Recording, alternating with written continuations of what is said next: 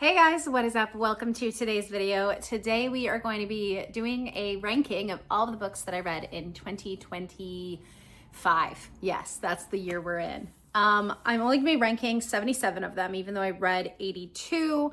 I have 3 DNFs and then 5 memoirs. I'll talk about the memoirs at the end, but we can talk about the DNFs real quick at the beginning here since we are starting with number 77, which is the worst. And apparently these 3 were worse than that. So... yeah, we're going to be doing this with little to no explanation because, of course, we would be here forever if I spent more time than a few seconds on each. I will do my best. I tried to film this already, and it was already 45 minutes long, and we were only halfway through, and then my computer died, and that's where I have the ranking list. So I'm just going to move this up here. We've got some weird little shadows going on. It's a weird time of day. Yeah, let's go ahead and get started. So coming in at DNF is My Killer Vacation. This is by Tessa Bailey. I'm gonna put them here actually. So Tessa Bailey, and this was bad. It was bad. It was a book club pick. I'm in a personal book club with a bunch of my friends, and they picked it, and I didn't finish it. I read 50 pages and just, it was god awful. Anyway, moving on to Collide by Bel Cabra. This is like my first DNF of the year. I think it was back in January or February maybe. It was just like not that good. It was, I did not give a shit about the characters. Did not care about them at all. I read like 275 pages of the 400 or something and was like, you know what? I'm done with this. Don't like it. And then Intermezzo by Sally Rooney. That was a recent DNF. I didn't like that because I just don't really care about white men's problems at the moment. Maybe I'll read that again later. Maybe I will pick it up. I have an audio version and it's on my Kindle because I was like, okay, this is really bad. Let me try the audio version, and even that didn't work for me. So anyway. All right, let's go down to number 77.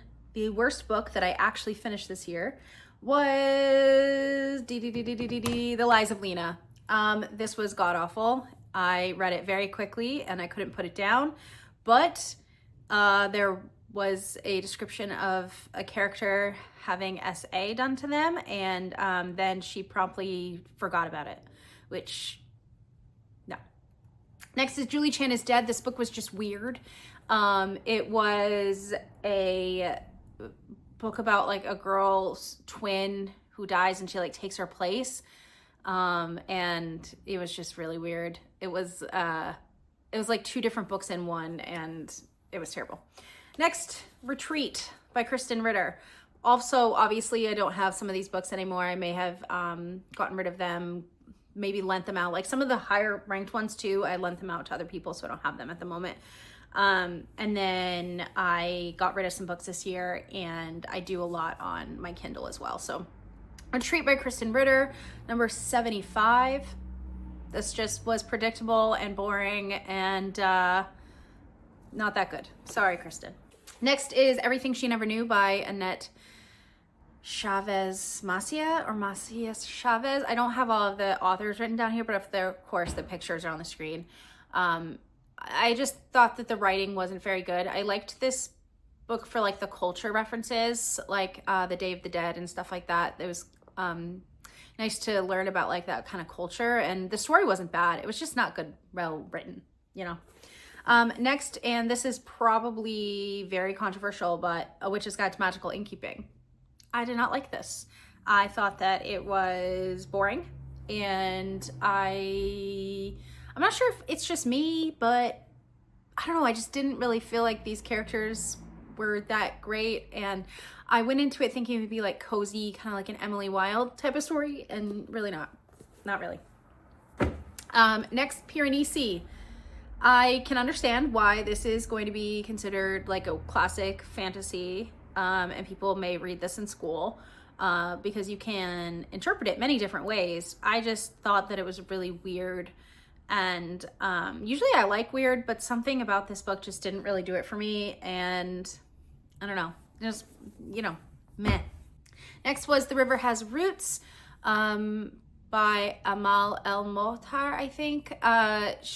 This was a kind of novella-sized fantasy novel. It was fine. It wasn't like anything crazy. It just wasn't, it was solid 3 stars. Everything up from here is solid 3 stars. Not bad books, just not like something I would ever reread or probably even recommend to people for the next, 12, 20, I don't know. I'll let you know when we get to 4-star rankings.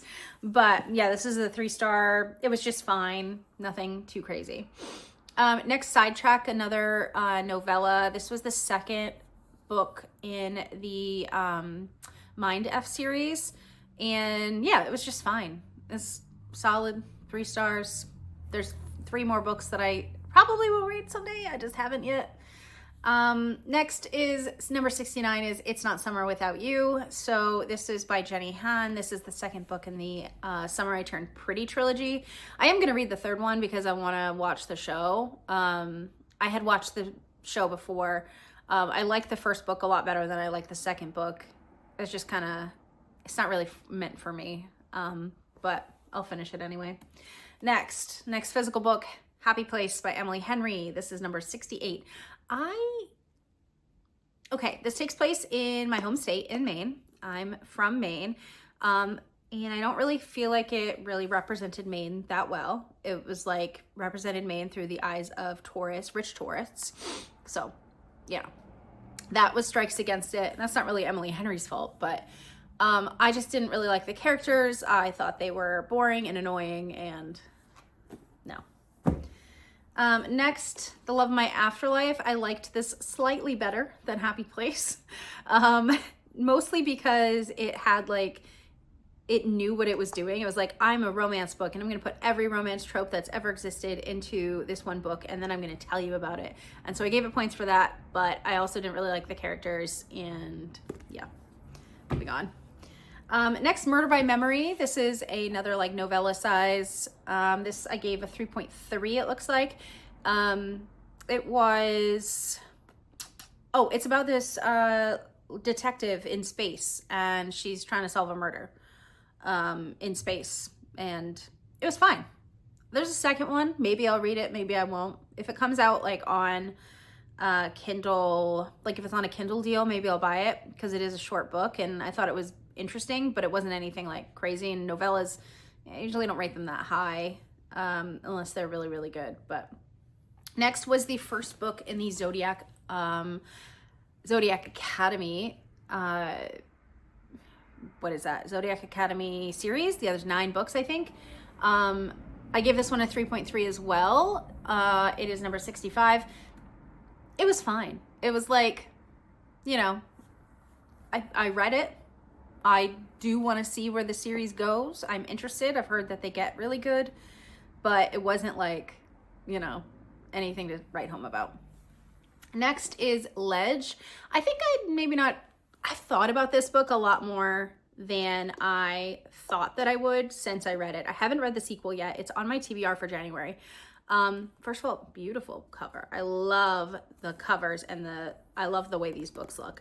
Valley, I think it's right here. The third one I have as well. So I'm gonna, continue the series because I have the books and I like them just fine. The cliffhanger was like really good, but it wasn't like anything special outside of the cliffhanger ending. So, next, Watermoon.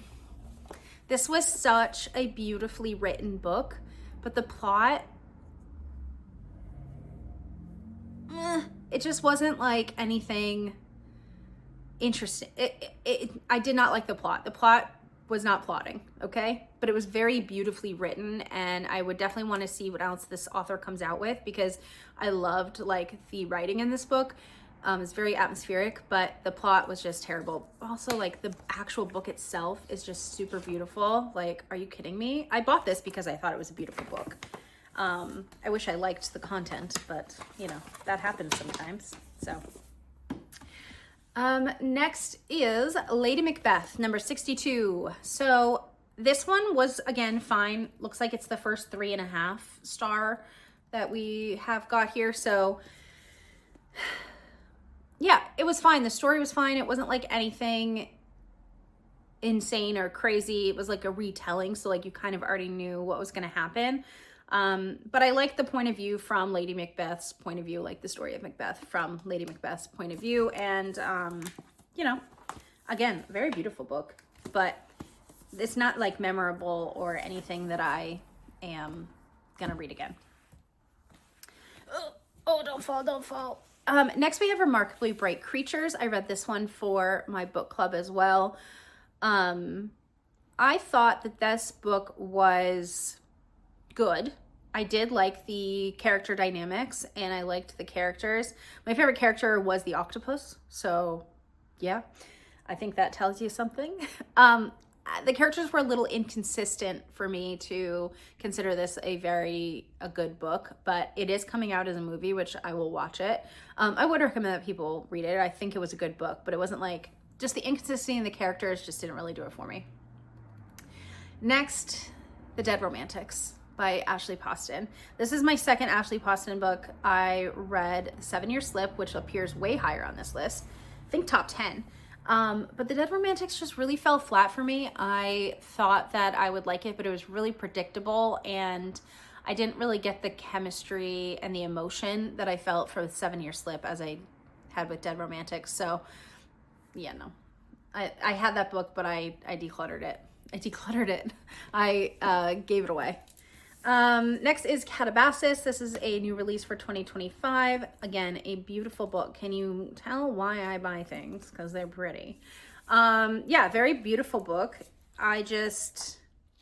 I really wanted this to be more similar to Hellbent than it was. Hellbent by Leigh Bardugo is the second book in the Alex Stern, and I was like, I think my expectation that it was going to be kind of like that, and it was like that, but the characters weren't super likable, which is kind of an R.F. Kuang thing, and it just fell flat a little bit for me. It was long as well. I don't know.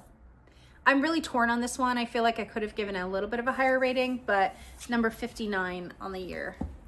Number 58 is Funny Story by Emily Henry. I like this slightly more than I liked Happy Place. Again, I just thought that the storyline was pretty obvious and I didn't really get the chemistry between these two characters. I will also note, I am just not a romance girl. So these books aren't gonna be things that I'm writing home about. Hopefully I have all four other books except for Great Big Beautiful Life. And Great Big Beautiful Life is on my yearly TBR because it was such a popular book from last year, but I have the other ones here and I do want to read them. If they come up, I will. I feel like Book Lovers might be the one I like the most. We'll see. Okay, next is The Sirens by Amelia Hart. I bought this because, actually it's funny. Wayward was a very popular book. I hadn't read that yet. I just got this one at TJ Maxx for $10. So I hadn't had it yet, but I mean, I don't think the camera is doing this justice, but it is very stunning. The book is very beautiful. It's just black cover and it's dirty because I read things without the dust cover on them. But it's just a really beautiful book. And the story was fine. This looks like I have a 3.7, so it's close to a 4-star. It just was not as interesting as I wanted it to be, I guess.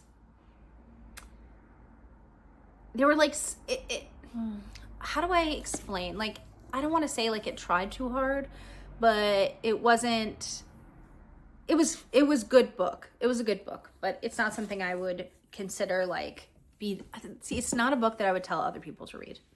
That's kind of a good, indicator.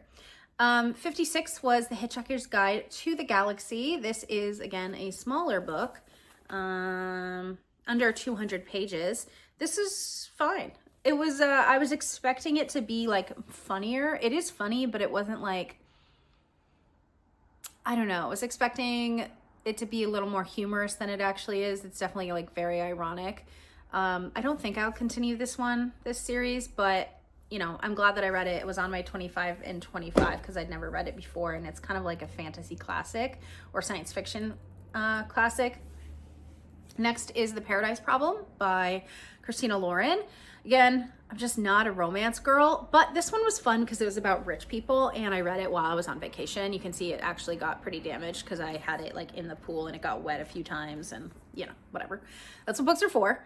I thought it was fun. I didn't really like the characters that much, but I thought it was fun and I like reading about rich people.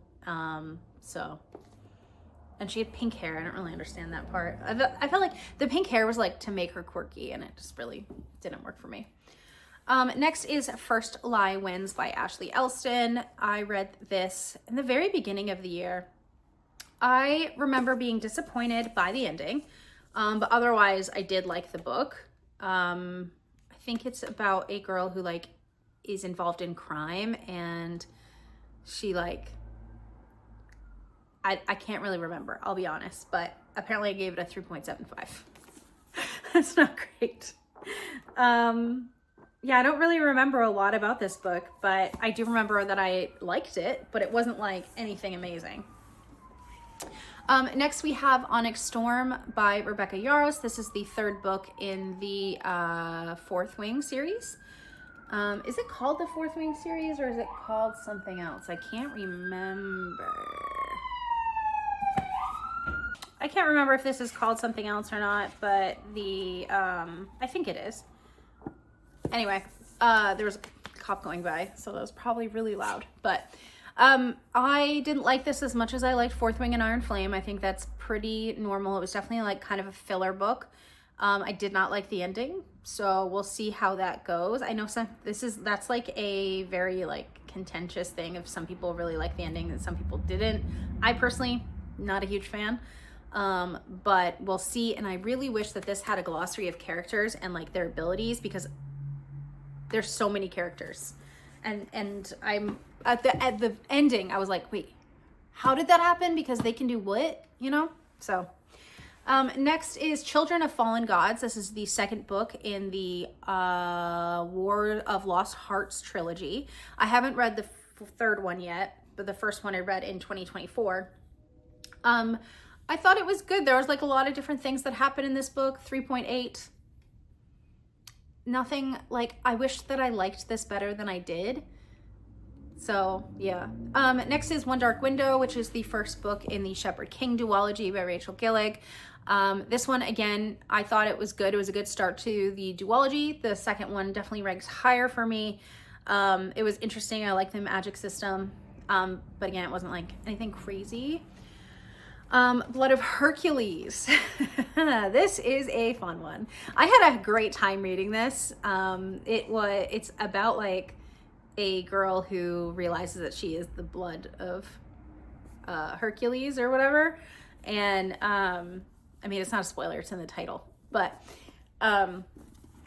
it's like set in a dystopian future where there are gods, like the Greek gods, like Zeus and Hades and all of that are actual real in this world, but they were gone for a long time and now they're back, and hence this. And it's a why choose fantasy and I enjoyed it. So, okay, everything from here up is a 4-star. So first we have Yellowface. I hated everyone in this book. Every single character in this book, I hated their guts. I didn't want anyone to win. I wanted everyone to lose. And because of that, because it can make me feel that emotion, 4 stars. That's how I'm ranking that one. Next we have Antimatter Blues, which is the follow-up to Mickey 17, or Mickey 7, excuse me. Mickey 17 is the movie. They made it a little bit different. The movie's quite different from the books. But I still liked both. So this is the follow-up to it. It wasn't as good as Mickey 7, I don't think, but again, a humorous science fiction. Gotta love that. Next was The One, which is the first book in the Dark Future trilogy, I think, by John Mars.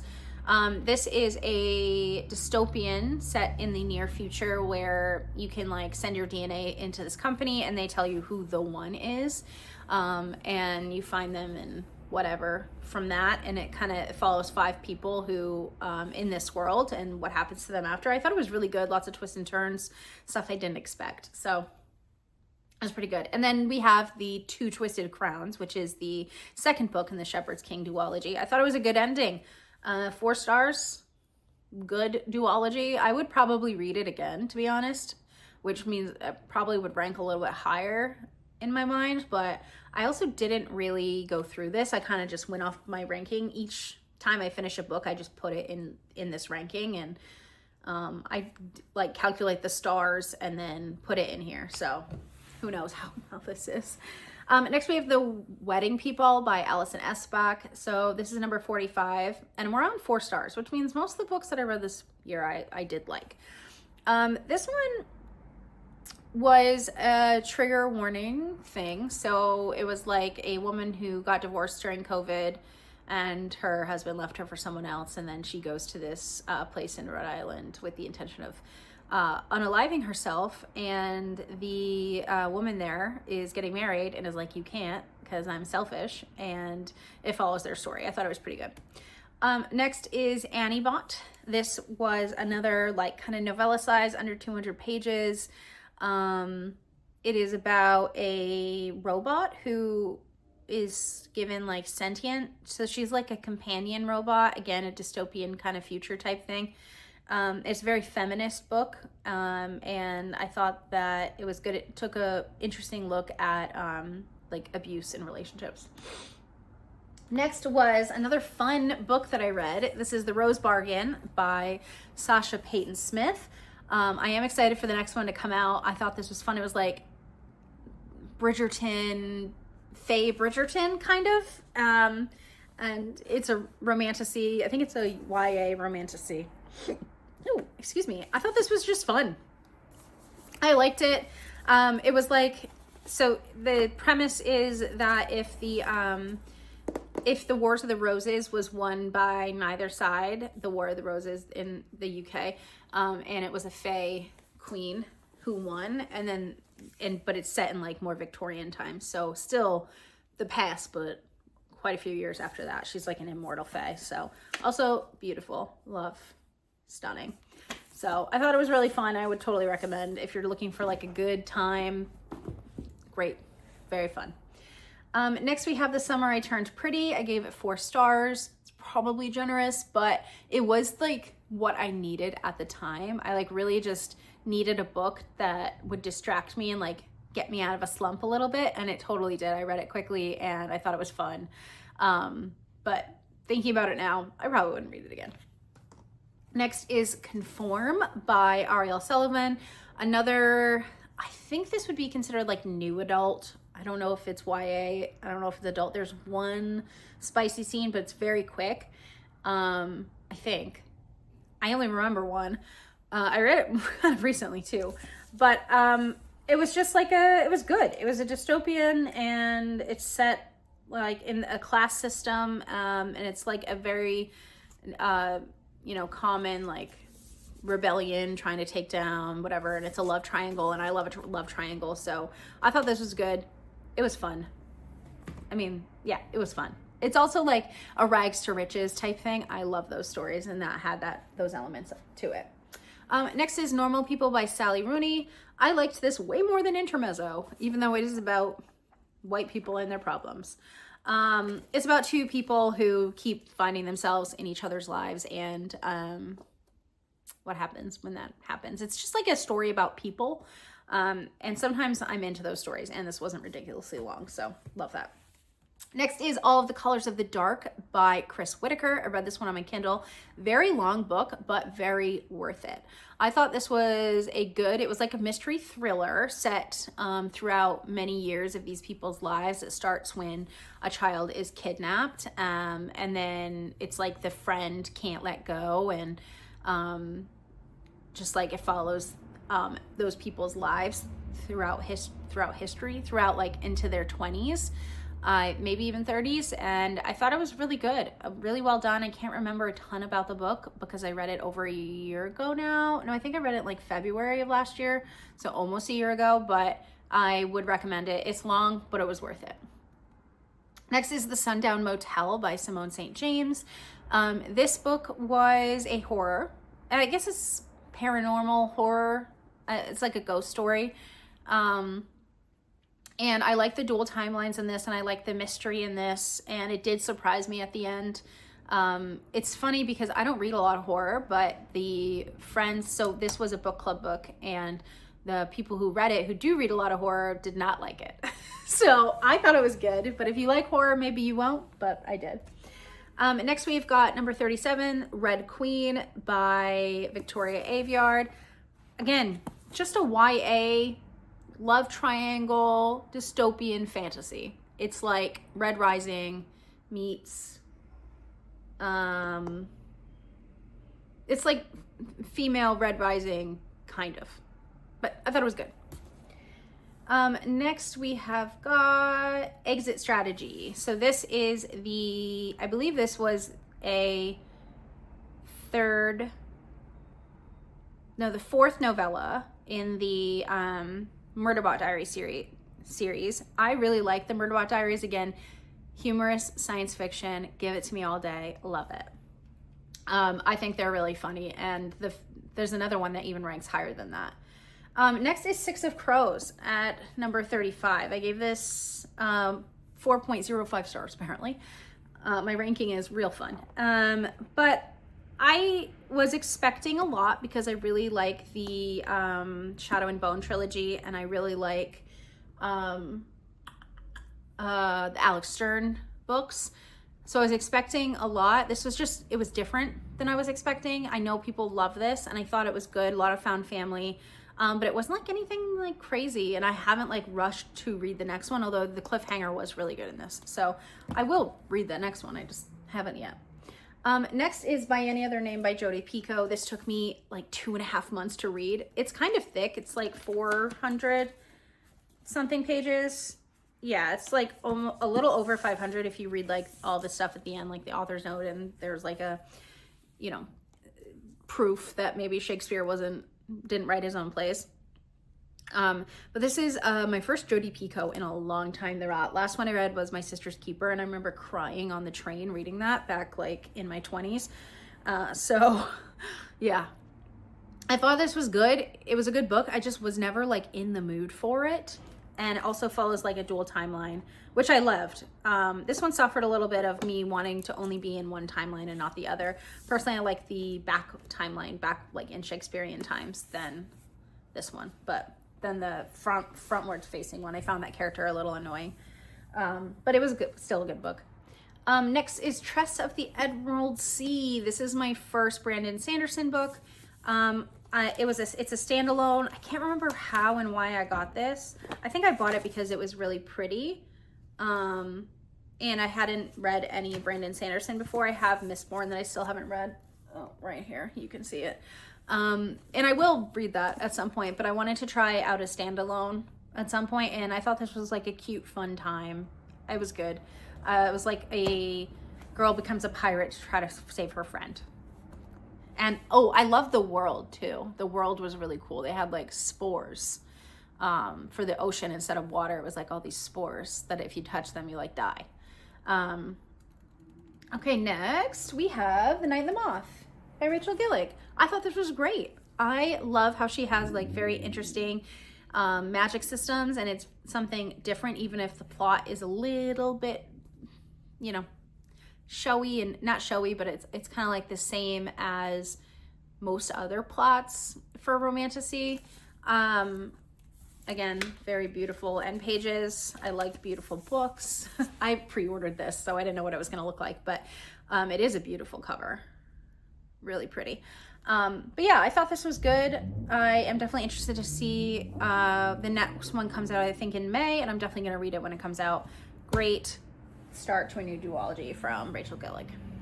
Next is A Man Called Ova by Frederick Bachman. This was my first Frederick Bachman. I have quite a few of his other books, but I haven't read them yet.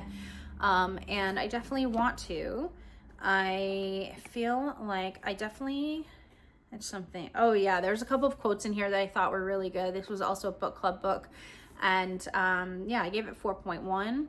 It's sad, but it's also like real.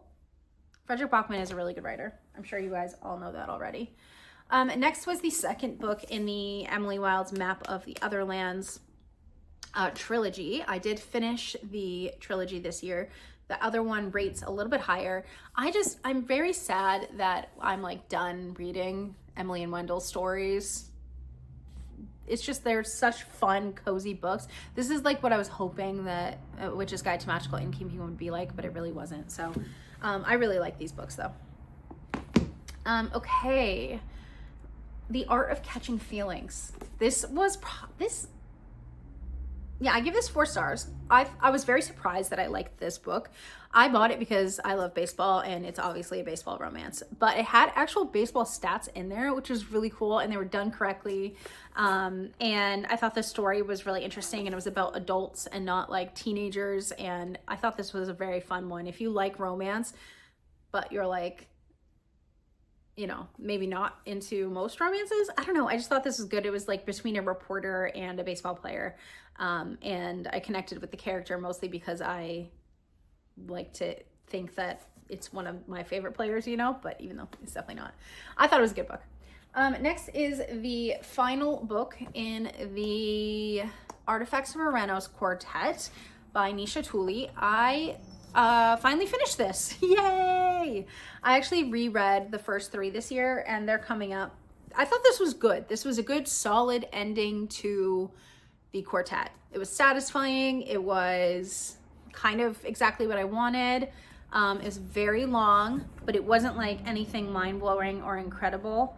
But it was a really good quartet, and I think I would read it again, because I read the other 3 books. I reread them to get to this because I really couldn't remember what was going on.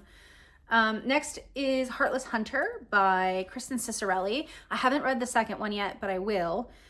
It's on my Kindle to read.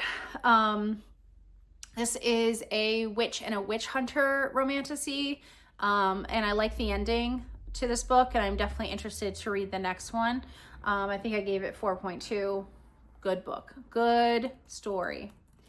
Okay, next, number 26, Fate of the Sun King. So this is the 3rd book in the quartet, Artifacts of Uranus Quartet. I thought this was also pretty good. I liked that it was not as fillery, and we got to learn a lot about the world. The world building in these books was one of my favorite parts. I think I'm more into like epic world building fantasy than I am like romantasy, but I really like this world. The spice was very repetitive in these books though, so if you're going into it for like the spice level, there is quite a few chapters of that, but it's very repetitive and like the same thing over and over again. So that, you know, not my favorite. Next is, number 25, top 25. Okay, Pride and Prejudice by Jane Austen. I just loved that. You know, I've seen the adaptation, so I already knew what the story was going to be, but it was nice. It's like reading an old friend. I'd never read it before. I have all of the Jane Austen books right here. I think I'm missing maybe one that was published after her death, like Susan or something like that. But yeah, I read it from here, and I listened to it on audio because there's a free version on Audible. But great story. I love Pride and Prejudice. I'm surprised I never read it before. Next is The Buffalo Hunter Hunter. This is the other horror that I read this year. This is a paranormal horror again, and it's historical. So I liked it because it was set in 1912, but also the early 1800s. It's told through a series of journal entries that were found and are being discovered by this guy's like great granddaughter in the future, and she's in academia, so she gets access to them. Yeah, I thought it was a really good, and it kind of surprised me. There was only one scene where I was like, I don't like that. But it was a good story, and I would highly recommend it. I definitely want to read more from this author because I liked it a lot. Next is number 23 is James by Percival Everett. I do own this book, but I lent it out to my boyfriend's mom to read for her book club. I thought this was good. It definitely like gave another perspective on Huckleberry Finn, and from the perspective of Jim instead of Huckleberry. We have our first war book, I think. Yeah, The Things They Carried by Tim O'Brien. This is one that I read. I don't think I ever read this in high school, but if I did, I don't remember it. I probably did like Cliff Notes or something, to be honest. What did I... Oh, you know what? There's definitely a quote in here that is still very applicable today. Here we go. So this is about a guy who goes to Vietnam. There's another Vietnam War book on this list as well, but this is historical fiction, I guess. It was written in the 90s, but okay, my camera cut off, but I think that I was about to read a quote from The Things They Carried because it still feels quite relevant today. I'd be screaming at them, telling them how much I detested their blind, thoughtless, automatic acquiescence to it all. Their simple-minded patriotism, their prideful ignorance, their love it or leave it platitudes, how they were sending me off to fight in a war they didn't understand and didn't want to. I feel like that's still pretty relevant today. Also, I really like war books, which is kind of surprising, but I do. Okay. Next, we have got, Tomorrow and Tomorrow and Tomorrow by Gabrielle Zevin. Again, like kind of a humorous book. This is about two people who make a video game together. It's a book about people. It's not like there's nothing to solve. There's no plot. I mean, there is plot, but it's a plot about people. I thought this book was good, and I just have to. Cylindrical Chamber of Blood Sponges. If you've read this book, you know what that is about. Next is Rule of the Aurora King. This is the second book in the Artifacts of Aranos quartet. I thought this was good. It wasn't quite as good as the first book, which is like top 5, I think. I love that book, and I loved it the second time. It's just such a fun, good time, and is very we'll get there, but I thought it was a good follow-up and definitely gave a lot more plot and fleshed out characters and that kind of thing, which was good, and started the romance. Okay, next is Network Effect. I really wanted to give this 5 stars, but I listened to the dramatized version of this. This is by Martha Wells. It's the 5th book in the Murderbot Diary series, and it was just, there was a lot happening, and I don't remember a lot of it because it was like a lot was happening, and that was my that's that. But I remember it being fun and funny, and I love those books. Next is the only nonfiction on this list. I don't know why I didn't put it with the other nonfictions and not rank it, but we didn't. This is The Wars of the Roses. This is by Dan Brown. I don't think that's right. I can't remember what his name is, but I really like this because it was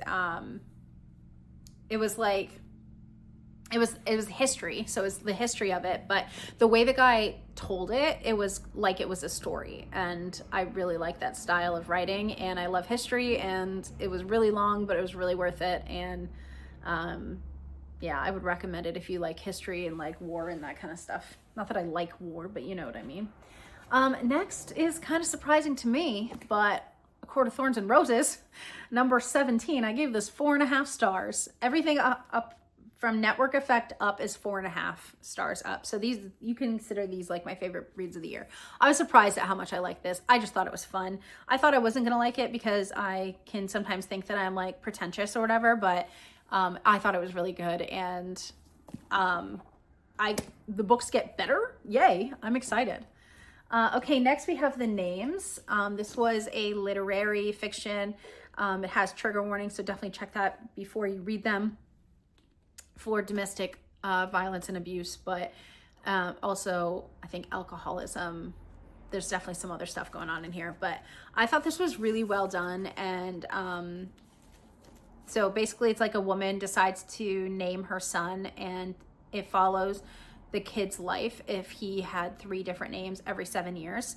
And yeah, the 3 different names, and it follows his sister, and it follows his mom, and yeah, it follows like everyone in the story, basically him. And yeah, I thought it was really good, and I liked the way it was done, and I thought it was very clever how the how the author weave the stories together with a lot of similarities, but also a lot of differences as well. And kind of like at the end is like, no life is all good or all bad. Because at the beginning I was like, okay, well, I'm gonna figure out which one is best. I don't know. And that, to me, good book. Next we have I, Medusa. I loved this book. I love this book because, one, it's a mythology retelling. I like war, I like mythology retellings, and I like epic fantasy and funny science fiction. That's what I'm learning about myself while filming this video. Medusa was really good because it was a character who actually learned from her mistakes and changed. I know, that's really hard to do in some of these books. The protagonists, they just like keep doing the same thing over and over again. And I really appreciated the depth that went into a character that I was always considered like, oh, bad, evil, turns people to snakes, or snakes turn people to stone. But I really enjoyed the book overall. Next is Listen for the Lie by Amy Santera. This is one of my favorites of the year because it was very fast paced, and I like how it was told. It was through these like podcasts, and it's about this girl trying to solve the murder that she was accused of. Highly recommend if you like thrillers. Definitely think you should check this one out. Okay, final stack. Okay, get over here. Come here. Oh my god. This video is so long already. Okay, next in number 13 is The God of the Woods by Liz Moore. This is the very first book that I read in 2025. Yeah, we're in 2026. That confused me for a moment. I thought this was really good. It takes place at a summer camp, and it's about a girl who goes missing, and it's a mystery thriller. And I thought it was really well done and really good. I don't know if I would rank it as high anymore, but I definitely really liked it. And it was a really good read to start the year. Next we have Emily Wilde's Compendium of Lost Tales. This is the third book in the Emily Wilde series. I really, really liked this. I'm sad to see these characters go. I hope that maybe the author will come out with more. I kind of doubt it, but I really love these characters and the story. It's just a cozy fantasy. It like made me like think about when you like watch a movie and you like think that you're a spy after. This like made me think that I was like a dryadologist. I don't know. I thought it was really good. Next is Baby X. This is an audiobook that I did. It's by Kira Peikoff, maybe? Not sure. But it is a dystopian science fiction / literary, I guess.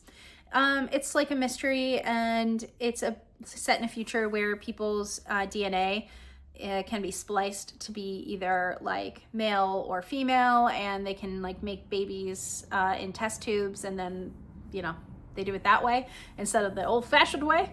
But yeah, I thought it was really good and really well done, and I didn't guess the twist at the end, and I personally love a good thriller, so I guess I like thrillers too. Okay, next, number 10, Invisible Life of Addie LaRue. I really like this book. Again, this is a very good example of a dual timeline that I cared about both timelines. I was like, oh, I just need to read one more chapter of this. Oh, I just need to read one more chapter of this timeline. I also love a book that takes place like in the like past, kind of like, you know, the 14, 15, 16, 17, 1800s. I thought it was really well done, and I love the characters, and yeah, V.E. Schwab, first V.E. Schwab, but I really liked it. Next in number 9, we have The Nightingale by Kristen Hanna. This is a World War II story about two sisters. Very excited that there's a movie coming out with this. This one is about two sisters in France in World War II, and the trauma that they go through, and how they're very different people, and how they handle the war, and what they're trying to do to like help or just survive. And I thought it was a really great story. Next, the number 1 romance book I think I read, yeah, The 7-Year Slip. I really just loved how this was like atmospheric and emotional. And I think that maybe the reason I love this one more than others is because like it made me feel something real, and made me feel something that I don't usually get with romance books, because they're not super realistic. And while this was not realistic, a apartment that travels back in time is not realistic, the characters were. And I just like the idea of it, and I really liked the actual characters in the book as well, and the apartment was a character, and I really liked that, and I just felt like emotionally connected to this one. Next is the second Vietnam War book, is The Women by Kristen Hanna. I do own this one, but I lent it out to a friend. Very good book. I liked this more than The Nightingale. Wow, like slightly more. I liked both of them a lot. This is like a 4.8. I think I gave The Nightingale also a 4.8, so basically the same. But I liked the perspective and the now timeline of what happens after the war. I like that more. So it's about a woman who goes and becomes a nurse in Vietnam, and it's about her time there and then her time after, and what women who were at Vietnam went through and people who were in Vietnam went through. And it was really nice to read the same thing from a male's perspective and then from a woman's perspective. So it dealt with a lot of the same issues. Next we have Dark Matter by Blake Crouch. Fast becoming one of my favorite authors. There's still one more book on my list by Blake Crouch, and we're on number 6. So I thought this was really fun, twisty turny. I don't know if I would rate it as highly as I did anymore, because I really like the other book a lot. But I like the science fiction, mystery thriller, really fast paced, read it for book club, really liked it. Next is The Housemaid by Frida McFadden. This is the first and only Frida I've read. I will read a few more this year, I think. But yeah, I did not guess what was going to happen. I mean, I don't want to say I didn't guess the ending. I kind of guessed like the middle, like the climax part, but I still thought this was really well done, and it was very fast paced and what people would call like a popcorn read. Really loved it. Top 5 I read this year. Oh, that's so funny. Okay. Next we have Trial of the Sun Queen, which we've already discussed. So Trial of the Sun Queen is the first book in that quartet that I've been talking about this whole time. It's just fun. It was like The Hunger Games and The Bachelor together, and I had a great time reading it both times I read it. I read it once this year, and then again I had read it in 2024, and I would highly recommend it. I think it's way underrated. I thought it was a good fun time, and you don't like going from that first book to the final book, would not have guessed we got there. Okay, next, and my number 3, we're into the top 3. It is Pines by Blake Crouch. I could not put this down. Okay, so I had no intention of reading this book, but I had it on my Kindle. I had bought it on a Kindle deal, and we were in line for a Mets game. My boyfriend and I were in line for a Mets game, and I was like, okay, babe, pick a number 1 through blah, blah, blah, because I just am like bored and hot and I need to distract myself. So I started reading it on my phone, and I could not stop reading it. I didn't read it during the Mets game, of course, but I read it on the way home. I read it the next day. I loved it. It was so good. I cannot wait to read the second one. I'm kind of shocked I haven't read it already. Other things just like keep coming up for me to read, but I really, really liked that book. And it's about like an Secret Service agent who goes looking for his missing comrades in this town that is very weird. And I couldn't have guessed the end. It was great. Okay, number 2. Here's Trial of the Sun Queen. It was just still down here. This is The Confessions of Franny Langton by Sarah Collins. I think about this book all of the time. All of the time.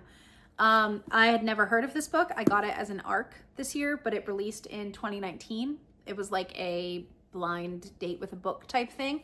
And it was incredible. This is a story of a Jamaican slave who is brought to the UK, and basically she's on trial for murder.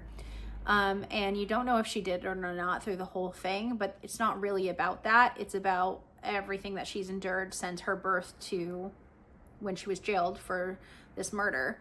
And just the things that she went through that I wouldn't even think of, and I feel like are definitely true of things that would happen to these people. Wow. Just wow. So she is taken from Jamaica to the UK, and what happens to her in both places is crazy, and definitely something that I think that people should read. This is not something that they teach us in school, but I just very powerful book, and I think about this book all the time. That's what I'm going to say about it. And then the number one book that I read this year, which kind of crazy because like I think about all of them all the time, but Billy Summers by Stephen King. Would not have guessed this. I thought I was going to struggle through this because it's kind of thick, and I bought it because Stephen King, Maine, hello. But I thought this was really good. It is about an assassin who's trying to like do one last job, and it definitely has some like social things in it. A lot of found family. The characters are in here amazing. I loved this book, and I highly recommend that people read it. It's not, I wouldn't say it's like a fun read, but I had a great time reading it. Yeah, really good. The found family in this is like the best I think I've ever read. So that is it. That is the, oh shoot, we got to talk about the memoirs real quick. I don't really, that's the number one book that I read this year. These memoirs are all pretty good. I would say, okay, starting at number 5, I don't want to rank the memoirs, but Pageboy by Ellen Page. I thought that was good because it definitely gave me a perspective, something I've never thought about, being trans, and thinking about the world from a different point of view is always something I want to try to do. Next would be Shouting at Leaves. I can't remember the name of this author, and I don't have the book on me. It's my boyfriend's book that he asked me to read, but it's a memoir autobiography of a woman who is autistic and had some things happen to her. Crazy. She's still around. She's in Florida, but very impactful, and I found it hard to believe some of the stuff that happened, and like I was like, is this real? And he was like, yeah, this is real, which is crazy. Making It So by Patrick Stewart. I love listening to this man's voice. However, he's kind of a slimeball. Like, he cheated on all of his wives with a younger woman, and then he's married. He's like 80 and married to like a 40-year-old now. But so I don't know if he's going to try to do that again, but I don't know. It was just very interesting listening to his life and like how he started, and you know, he didn't really get famous until he was middle-aged, and I just also really like listening to his voice and watching Star Trek, so I definitely had wanted to listen to that one. Next was My Next Breath by Jeremy Renner. He plays Hawkeye. He's a celebrity, but he was run over by like a cat like plow, and his eye was out of his face, and it was basically like his story of recovery and how he's like turning that into something good. And I thought it was really good. It was pretty short, but it was just a good message, and I really enjoyed it. This actually isn't even a memoir. This is a biography, but it's codename Lise. It is about a woman who was a spy in World War II for the French. She was English, but she was in France as a spy, and it was basically like her life and what happened to her in these camps, and then also what happened after. And it was really good if you're like into like spy stuff or wars and that kind of thing. Not that people are into war, but I like reading about war, I guess, or like people in war. I don't know. I find that impactful. But anyway, highly recommend. Definitely one that would be in my top 5 if I were reading nonfiction. I don't know why I left one in there, but that's okay. Okay, that is it. That is everything that I read last year. So far it is the 12th of January. I've only read one book, but it was 800 pages, so there we go. I started another one today, and I had one going on my Kindle as well, so you know. Definitely check out my other videos if you want to see more in-depth reviews on all of these books. I posted monthly reviews mostly this year, so definitely check out those videos if you want to learn more about these books. But that is it. I will see you guys in my next one. Thank you so much for watching. I love you guys. Bye.